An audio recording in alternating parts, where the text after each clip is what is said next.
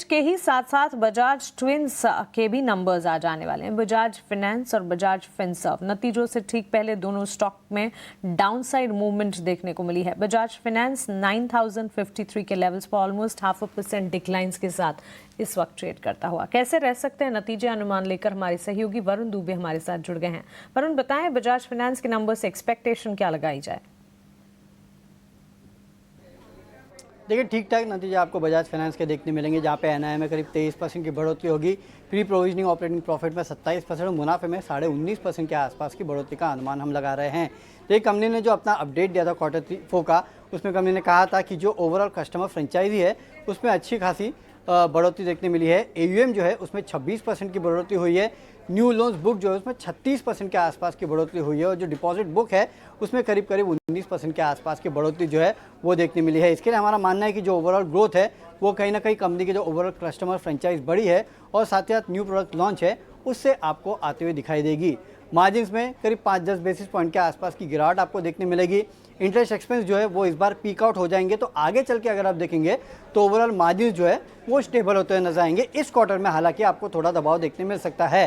Credit cost जो है उसमें थोड़ी बहुत गिरावट का अनुमान लगा रहे हैं हम, करीब 5 बेसिस पॉइंट के आसपास की गिरावट होगी।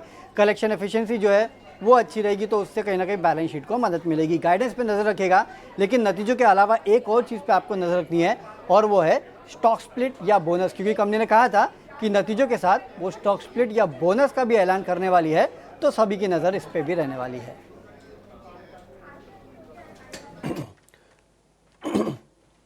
ठीक है वरुण, बहुत शुक्रिया, थैंक यू वेरी मच ये पूरे की पूरी जानकारी देने के लिए बजाज फाइनेंस के रिगार्डिंग। और इस समय आप देख पा रहे हैं बजाज फाइनेंस के नतीजों का जो अनुमान है। एक काम करते हैं, जरा पता भी कर लेते हैं। तेजस, एक बार जरा चेक करोगे? एक काम करना, दोनों चेक कर लेना, बजाज फाइनेंस और फिनसर्व, ये भी चेक कर लेना back to back sir.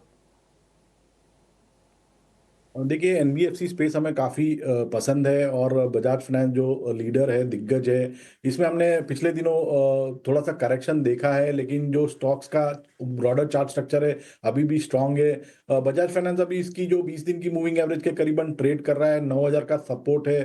But क्योंकि जैसे मैंने बताया ब्रॉडर स्ट्रक्चर पॉजिटिव है, डिप में खरीदारी करनी चाहिए। इसका पोजिशनल स्टॉप लॉस 8675 का है। जब तक ये इंटैक्ट है, हमें लग रहा है बजाज फाइनेंस ये डिप में खरीदारी करनी चाहिए। इमीडिएट बेसिस पे 9500 का पहला टारगेट लग रहा है हमें, और वो सरपास होता है तो 9700 तक भी ये स्टॉक जा सकता है। और बजाज फिनसर्व की हम बात करें तो बजाज फिनसर्व का भी चार्ट स्ट्रक्चर रॉक सॉलिड है और लगातार ये स्टॉक जो है एक नई ऊंचाई ये छू रहा है।